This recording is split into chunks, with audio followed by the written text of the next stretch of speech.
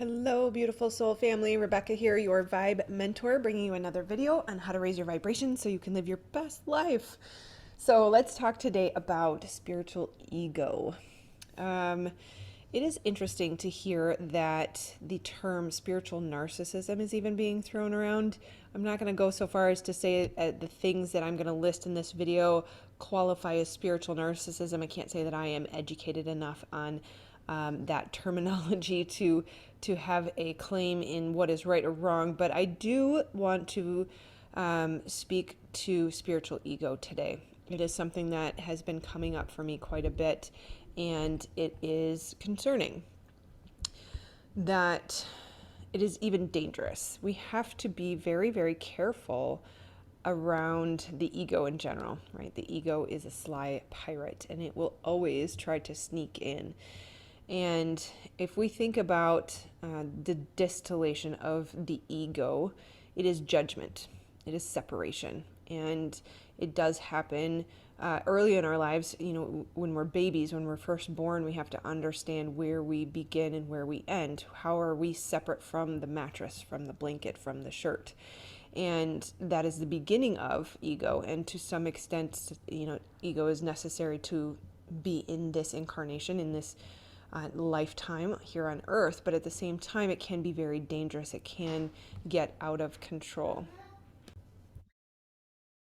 We have seen how spiritual narcissism and even spiritual ego plays out in organized religion, where the leaders of the church or organization allow the ego to go to their head, and it can take a very significant toll on not only the person who's being influenced by an exaggerated ego, but also the people in that organization. So it's unfortunate that it happens also in our spiritual community, that we intend to be beings of love and light. We intend to act with love and compassion, and yet the ego does slip in through the back door and cause us to feel elevated or better than others because of our unyielding and even rigid beliefs at times. So, spiritual ego would be defined as having such unwavering beliefs in our own awakened perspective that our special spiritual achievements and knowledge cannot allow us to connect with others or even to tolerate humans. And I'm seeing a lot of people who talk about how they can't function in society anymore. They have no desire to engage with other humans. The perpetual hermit mode or hiding under the guise of healing causes us to disconnect and disengage when we are here to shine our light and to assist in the healing of our society, of our planet, as well as bringing about heaven on earth. And we cannot do that if we have allowed our egos to tell us that we are not able to function in society. So, some other characteristics to watch out for. These are ways that the spiritual ego may be sneaking in through the back door in your life. I, of course, always consider myself a student of the work that I present to you. So please know that I am not positioning myself as somehow separate from this conversation. That being in humility, being authentic, being humble, even though it's repetitive, it's important to say, is a high priority. It has to remain one of the top priorities because at any moment things can shift and change and we can move towards a lesser, even lesser, I hate to say it because that, is somehow an elevated statement, but we can move towards behaviors that are unresourceful and unhelpful to those around us. So, let's just run through this list. It's a long one, so I didn't think it was necessary to count. But sometimes that we might consider ourselves compassionate or loving or wise, and yet still somehow superior and even judgmental. That we use spiritual beliefs, rituals, and actions to prove our superiority, to prove that we have elevated ourselves over others. We may look down at our nose at those who are still asleep or unaware.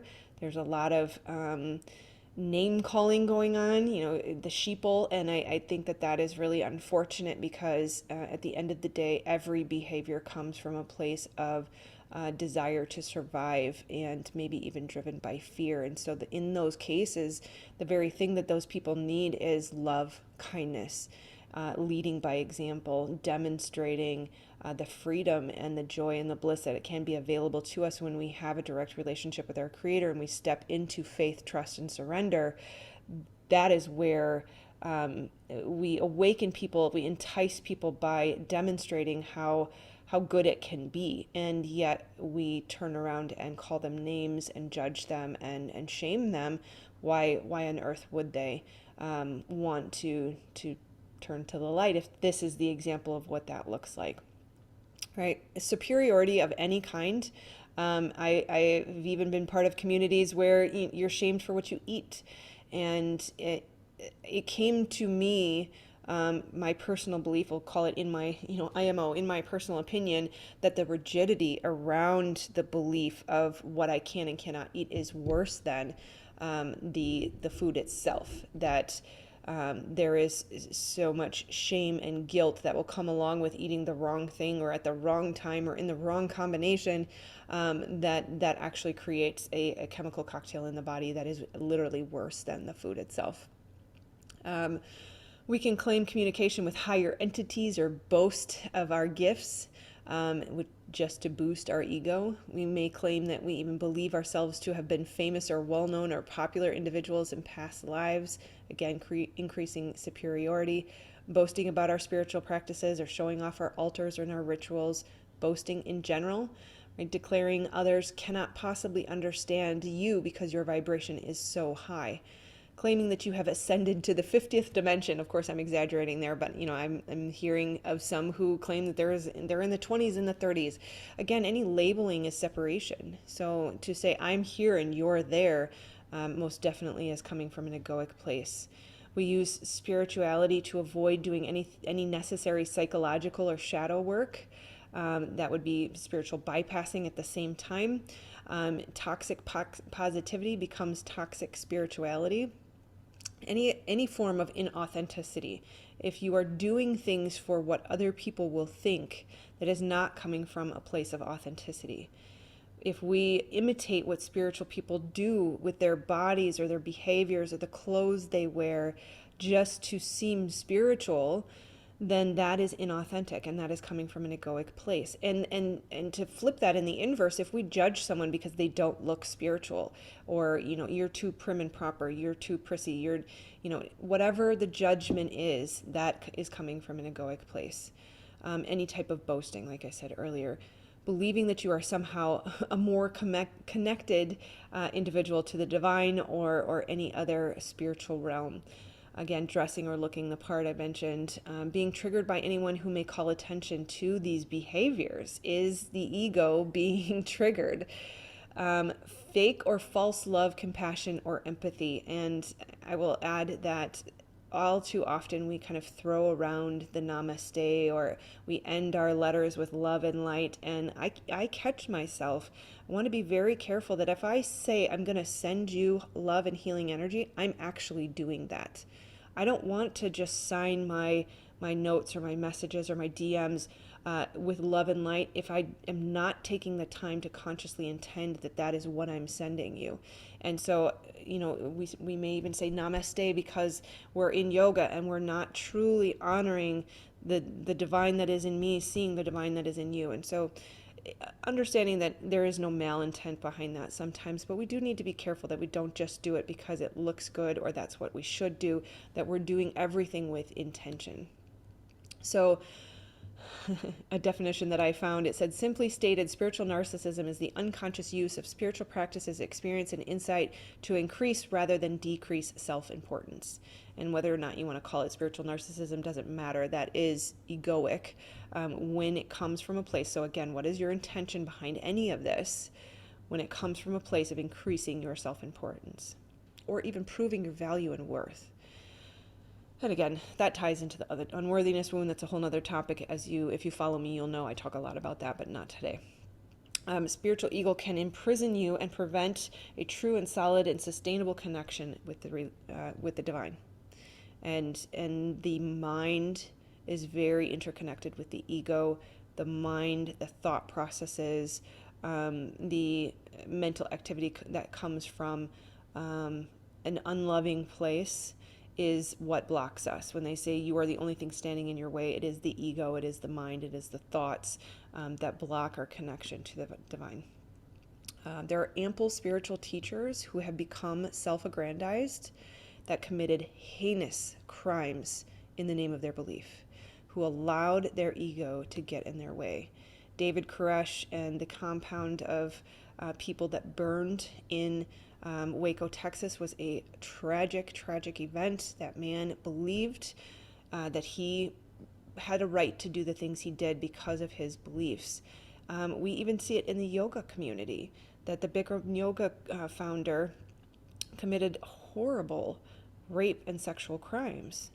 And it's just the ego getting out of control. The ego literally can justify anything. And that is where we really have to be careful, because it is pulling the wool over our own eyes. Even meditation gurus and other spiritual gurus. Swami Rama was another individual who was very highly respected and followed almost with a cult-like following for many, many years, and yet he was accused, not proven, but accused of sexual crimes, in addition to being a con man, a fraud, and a thief. So again, I'm not here to judge these people. This is not about me condemning them in any way, because that would be the very antithesis of what we're here to speak about. It's more so to demonstrate the fact that ego can destroy something very, very beautiful if we let it get out of check. And no matter how ingrained and vigilant you are today, you are still open and subject to these things tomorrow.